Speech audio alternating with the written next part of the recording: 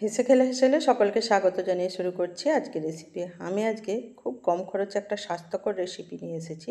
আজ নিয়ে এসেছি এগরোলের রেসিপি। চলুন তবে দেখে নিই রেসিপিটা কীভাবে বানাই। প্রথমে আমি 2 কাপ ময়দা নিয়ে নিলাম। এর সঙ্গে দিয়ে দিলাম হাফ চামচ নুন। নুনটাকে দিয়ে খুব ভালো করে মিশিয়ে নিয়ে এর মধ্যে দিয়ে দিচ্ছি 2 টেবিল চামচ রিফাইন্ড অয়েল। রিফাইন্ড অয়েলটাকে দিয়ে ভালো করে মেখে নিতে হবে। ময়ানটা খুব ভালো করে মেশানো হয়ে গেলে অল্প অল্প করে জল দিয়ে একটা ডো তৈরি করে নেব। আমি এখানে নর্মাল টেম্পারেচারের জল নিয়েছি। আমরা যেভাবে রুটি বানাই, রুটি বা পরোটা, সেইভাবেই ডোটা তৈরি করে নিতে হবে। ডোটা রেডি হয়ে গেছে। এবার আমি এর মধ্যে 1 চা চামচ রিফাইন্ড অয়েল দিয়ে ঢাকনা দিয়ে 20 মিনিটের জন্য রেখে দিচ্ছি। ততক্ষণে আমি বাকি উপকরণগুলো রেডি করে নিচ্ছি। এখানে আমি একটা গাজর ছিলে নিয়েছি, 2টো শসা নিয়েছি, 4টে কাঁচা লঙ্কা নিয়েছি, কিছুটা ধনেপাতা ভালো করে ধুয়ে নিয়েছি, একটা টমেটো, একটা মিডিয়াম সাইজের পেঁয়াজ নিয়েছি। এখন আমি শসাটা এইভাবে কুচো করে নিচ্ছি। সবগুলোই এখানে কুচো করে নিতে হবে। একটু পাতলা পাতলা করে কুচো করে নেব। শসাটা কুচো করা হয়ে গেলে বাকিগুলো সব কুচো করে নিয়েছি। পেঁয়াজটা দেখুন মিহি করে কুচো করেছি। গাজর, শসা, কাঁচা লঙ্কা, টমেটো, ধনেপাতা সবই কুচো করে নিয়েছি। এবার এগুলোকে একটা পাত্রে নিয়ে নিচ্ছি। শসা, গাজর, পেঁয়াজ, কাঁচা লঙ্কা, ধনেপাতা, টমেটো সবই একসঙ্গে নিয়ে নেব। আপনি চাইলে 2-1টা উপকরণ বাদও দিতে পারেন, কোনো অসুবিধা নেই, তবে শসা আর পেঁয়াজটা অবশ্যই দেবেন। এবার আমি ময়দাটা রেডি করে নেব। আরও 3-4 মিনিট ময়দাটা একটু মেখে নিতে হবে। মাখা হয়ে গেলে এটা থেকে আমি ছোট ছোট লেচি কেটে নেব। আমরা যেভাবে রুটির লেচি কাটি সেইভাবেই কাটবো। প্রথমে 2 টুকরো করে নিলাম। এবার একটা ভাগ নিয়ে এটা থেকে ছোট ছোট করে লেচি কেটে নিচ্ছি। একটা ভাগ থেকে 5টা করে লেচি হয়েছে। টোটাল আমার 10টা এগরোল বানানো যাবে 2 কাপ ময়দা থেকে। লেচিগুলো কাটা হয়ে গেলে আমরা যেভাবে রুটি বেলি ঠিক সেইভাবেই আমি বেলে নেব।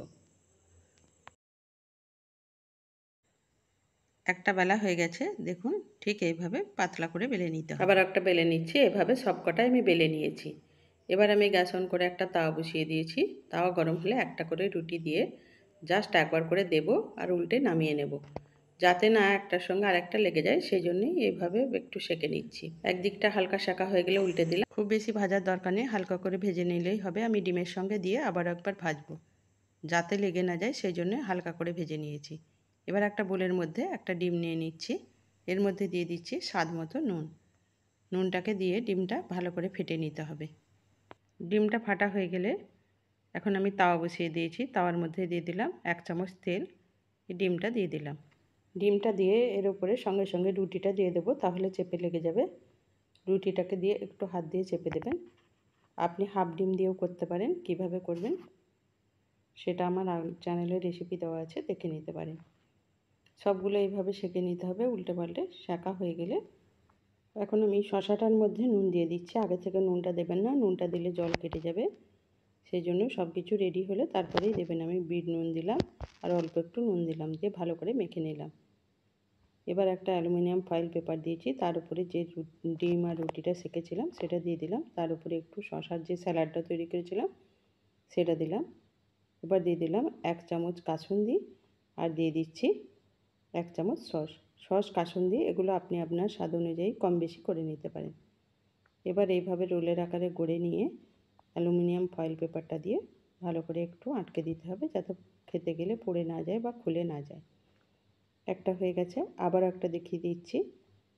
আবার একটা রুটি নিয়েছি, তার উপরে স্যালাড দিয়ে দিয়েছি, তার উপরে দিয়ে দিলাম কাসুন্দি আর দিয়ে দিলাম সস, টমেটো সস। আপনি টমেটো কেচাপও দিতে পারেন। দিয়ে ভালো করে এটাকেও মুড়ে নিয়ে রোলের আকারে গড়ে নেব।